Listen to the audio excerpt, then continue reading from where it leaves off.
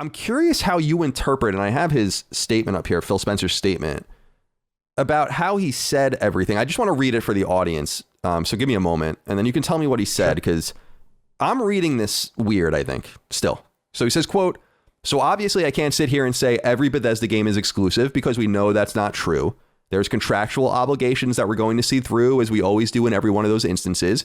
We have games that exist on other platforms, and we're going to go support those games on the platforms they're on. There's communities of players, and we love those communities, and we'll continue to invest in them. And even in the future, there might be things that have contractual things or legacy on different platforms that we'll go do. But if you're an Xbox customer, the thing I want you to know is that this is about delivering great exclusive games for you that ship on platforms where Game Pass exists. That's our goal. That's why we're doing this. That's the root of the partnership that we're building." So I think that he's pretty clear here, I think. But I think the word is pretty.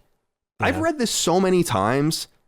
And the thing that really, I think I get hung up the most about, Matt, is he says, because I'm really hung up on the word legacy. I go in and on this on Sacred Symbols, like, what does this word mean? And people are like, games that have a legacy, like games that are already on the platform. And I'm like, no. He already says before that they're going to support games that are already on the platform. That's not what that means.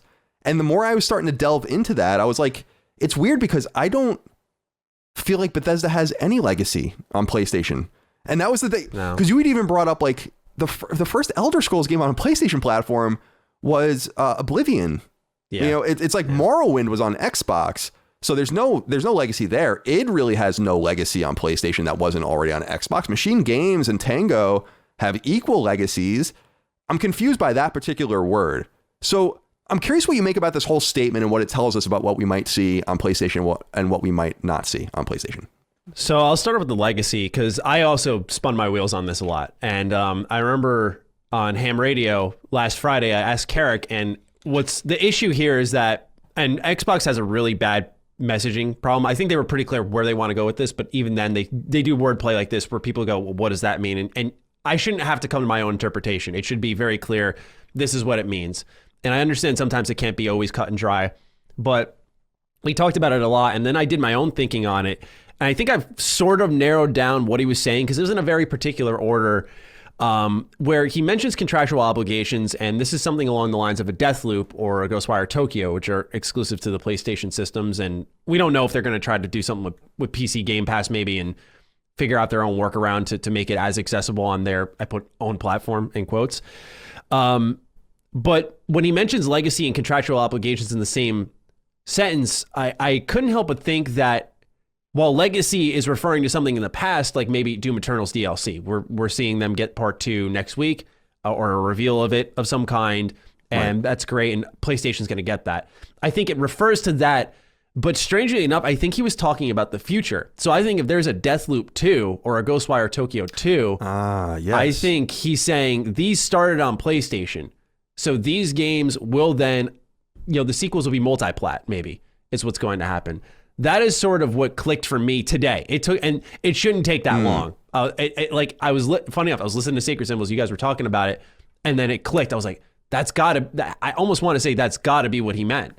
Because it's the only thing I can think of, because I agree.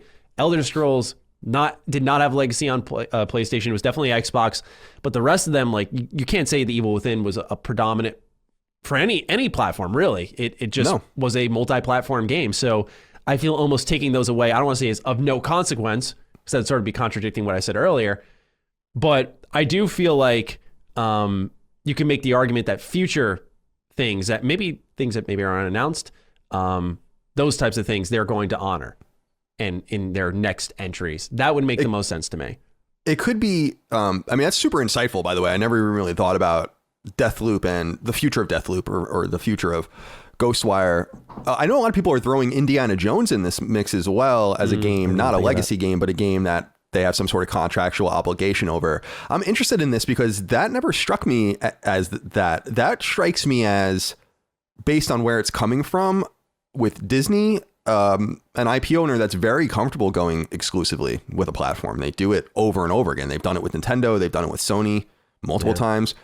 So I'm less compelled by that people's assumption that Indiana Jones is going to be this multi-platform game. I'm like, I feel like Bethesda and Microsoft could easily finagle that to themselves. Yeah. So it leaves ultimately in my mind very little. And that's why I was so confused, because I don't understand why Phil Spencer talks like this. He talks like a weird automaton sometimes. And I don't either. it's not exclusive to Microsoft or to them as a company. It's what I said to you on Twitter, where I'm like, wouldn't you want to just take your shotgun and just blast Sony in the fucking gut right now? I mean, just say it. Just say it. You know, why can't you just... And I know people are saying like, he did say it. And I'm like, but no, he didn't. He didn't say it. Because even at the end, it's like platforms where Game Pass exists. It's like, oh my God, Phil, why are you doing this? You know? Yeah, I only have I only have one theory on it. And I thought it was pretty smart if it's what he's going for, which I imagine maybe he is. To me, I thought that it was trying to put other platforms in a uncomfortable position, because now we're seeing, as we record this, Outriders is going to be day one Game Pass. It's a third-party game. I imagine it's not going to be the last one we see of that kind. We know Xbox is still constantly making deals. We've heard rumors already of more acquisitions, and so the idea is we're just getting started. We just bought out Bethesda. We're going to probably buy out more companies, and we are definitely going to get more games day one. If you want those games, and essentially, like, let's look at PlayStation. If someone on PlayStation wants Outriders, you know, they might say, hey, I kind of want that day one. I don't want to pay $70 for something like that. I'd rather try it for $15, or the $1 offers that Microsoft continuously flings out there. And so I think of it like, when he goes, platforms where Game Pass exists, we know that they're working on a smart TV app. We know that they're available on phones now. So they're trying to make it accessible in a way that's not as, and I don't say this negatively, but as locked down as maybe a PlayStation console is. And I think as Xbox buys up more, it will inherently put pressure on PlayStation, and more so I think Nintendo is the more logical platform here, of, hey, we need Game Pass here now because we're starting to miss out. So it is, once again, really awkward wording. When I first heard it, I remember I was taking notes for the show and for my own video, and I didn't think much of it. I was like, Game Pass exists. And then you read the full quote again, you're like, oh, okay.